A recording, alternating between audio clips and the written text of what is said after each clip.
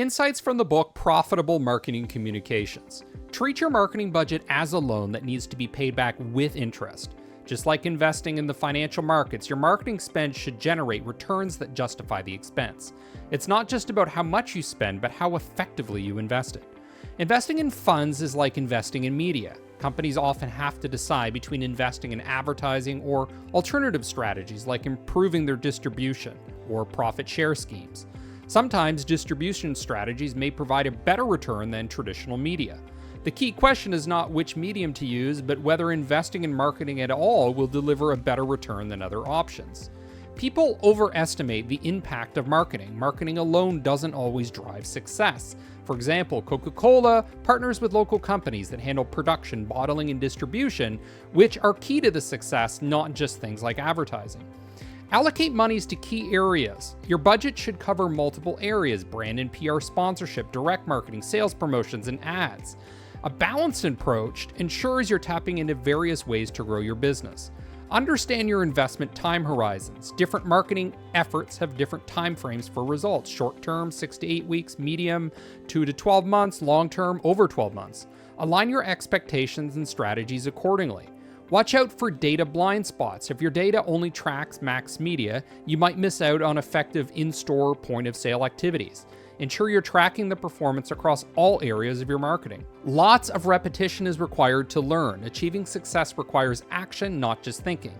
In business, society rewards execution more than it does theory, so you need to take actions and take lots of actions. Do the stuff that makes money. Focus on revenue-generating activities. If you're a startup, prioritize doing things that directly lead to profits and stop wasting time on actions that don't contribute to sales. P&G compensates ad agencies on percentage of sales. Large-scale TV campaigns are like buying a house. They require a significant investment for long-term results. In contrast, direct response ads generate consistent short-term profits. But promotions like price cuts are quick wins that don't guarantee long-term success. Maximize your ROI using market mix modeling. You can optimize your return on investment by using market mix modeling, post-evaluation, tracking cause and effect, and using econometrics. Don't over-focus on metrics if they aren't the right ones for your objectives. Long versus short-term benefit. Building a brand takes time, like flying a jumbo jet. It requires a massive investment up front, but once it takes off, it can become a market leader with lower cost per sale. However, if you stop advertising, you'll face steep costs to regain your position from losing market share. Easy to measure short-term effects. It's simple to track short-term effects, but it's important to remember that many marketing efforts, like car sales, don't always reflect the long-term value a customer can bring. Heinz diverted spend from TV to direct mail in the 1980s and lost market share. This highlights the importance of where you allocate your marketing budget. Toyota succeeded by thinking outside the box. Instead of focusing solely on traditional media, they invested in unique promotions targeting young drivers. They sponsored events at nightclubs and sold DJ bags and snowboard jackets on their website. This approach diverged from the typical 90% budget allocation for TV, press, and outdoor advertising. Toyota spent half of their budget on events, online ads, cinema, and radio, with events playing a crucial role in driving word of mouth. The effectiveness of this strategy can be tracked through metrics like brochure requests from specific demographics or locations. P&G showed us the power of focusing on the core. They realized that chasing higher growth in new businesses was not as effective as investing in their leading brands and their core markets. They refocused on the brands that accounted for half their sales and profits, and in countries where most of their revenue came from. By sticking to what they knew best, they reaped substantial rewards. Building a distinctive image is key to standing out. O2 did this with their iconic blue bubbles. They kept their message very simple and focused on customer benefits rather than talking about technology. Unlike many of their competitors, O2 didn't obsess over micro-targeting. They kept their message consistent and clear.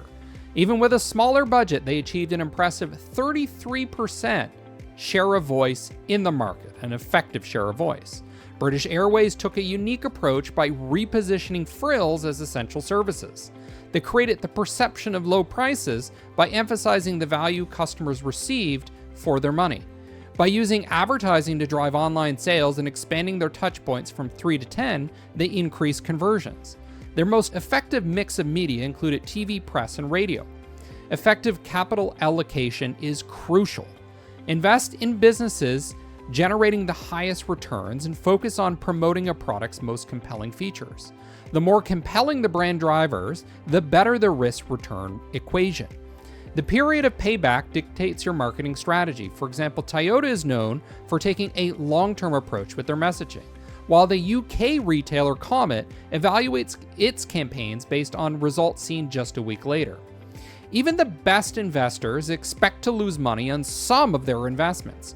Marketers can apply a similar approach, take calculated risks when needed, especially if you're a challenger brand or you're in a position of crisis. Some advisors suggest a balanced portfolio of 40% in safe bets, 40% in slightly riskier investments, and 20% in speculative opportunities. Similarly, marketers might allocate 80% to proven channels and 20% to testing new media and new messages. For every dollar spent on ads and consumer packaged goods, the return was just 54%. However, through media planning, copy testing, and better investment choices, that ROI could double.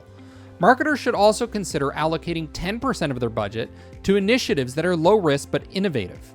Concentrate on outcomes, not outputs. I compare this to the major problem that we see in healthcare, where people are rewarded for performing operations rather than for achieving outcomes. Focus strategy has been a major factor in the success of many big brands. Take Warren Buffett, for example. He succeeded by using a focus investing strategy. Rather than diversifying, he placed big bets on high probability events. The key is to focus on one or two things and execute them well to generate outsized results. Motorola has taken this approach by putting the majority of their marketing spend behind handsets with the most innovative designs. This creates a halo effect that benefits the entire product portfolio. Lexus also used a focus strategy. They concentrated on a key stage in the customer journey, getting people to test drive a Lexus.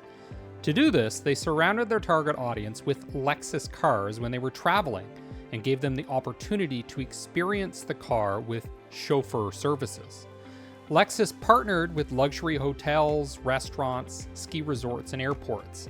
They measure success by the number of leads generated at airports, and from the campaign, they generated over 5,800 high-quality test drive leads, representing 10% of their annual lead quota. Capital One also uses a focus strategy, but in a different way. They focus on the most profitable credit card users and offer them lower rates to switch from competitors. You can think of it like ranking your customers on a profitability scale from 1 to 10, and investing in high-value ones first. ING took a similar approach, targeting consumers who had recently encountered an insufficient funds message at an ATM. They checked their credit ratings and mailed them a credit offer within a few days, achieving a response rate of over 50%. For established brands, it's crucial to place advertising at the point closest to where the shopper can buy. Affiliate marketing can be a low-cost way to acquire customers.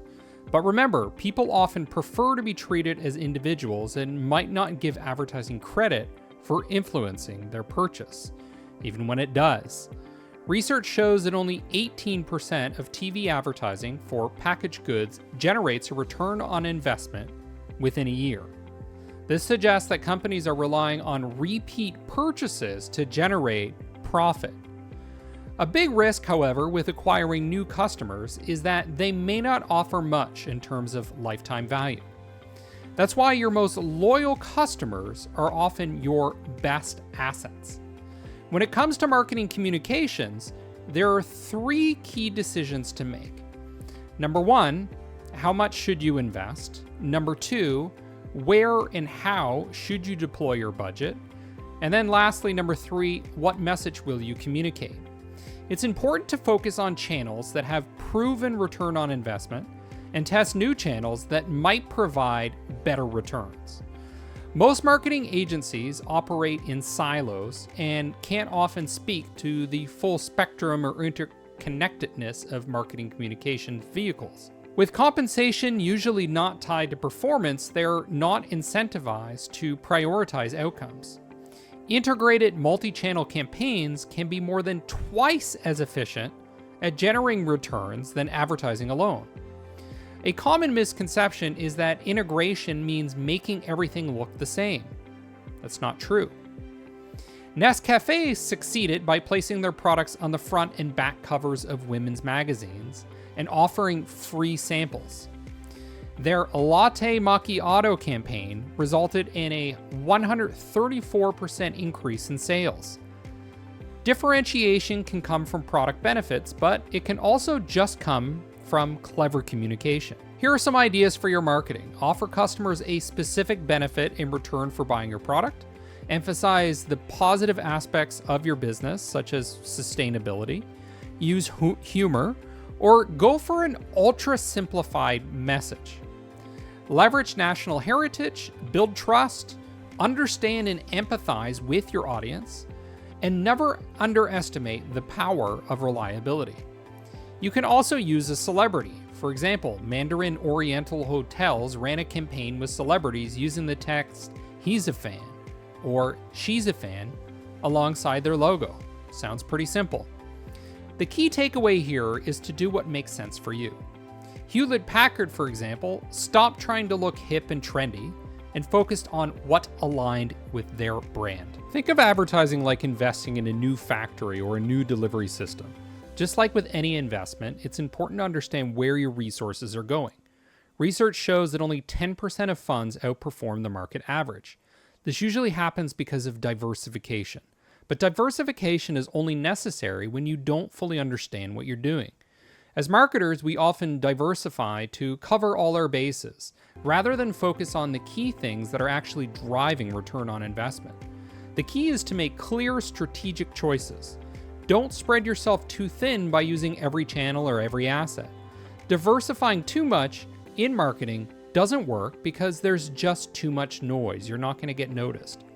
Instead, reallocate your resources based on your competitive advantages. Imagine drilling for oil. You wouldn't just start drilling random holes everywhere. You focus on where the best chances of success are. Your ads need to be memorable. If you're dry, you're going to be forgettable and you won't make an impact. Identify your big bets and go all in on them. For example, The Economist used outdoor advertising for a B2B campaign, which is a unique choice in that context. Samsung reallocated $150 million from mature markets to regions with more growth potential. Trade-offs are necessary with strategy. The lesson here is make big bets on high probability events. Narrow the scope of your investments for greater returns. Econometric modeling is another powerful tool that allows you to build an accurate picture of how much each marketing activity affects performance. And don't forget about leveraging your employee capital. Long-term metrics like customer lifetime value are far more insightful than just short-term sales data.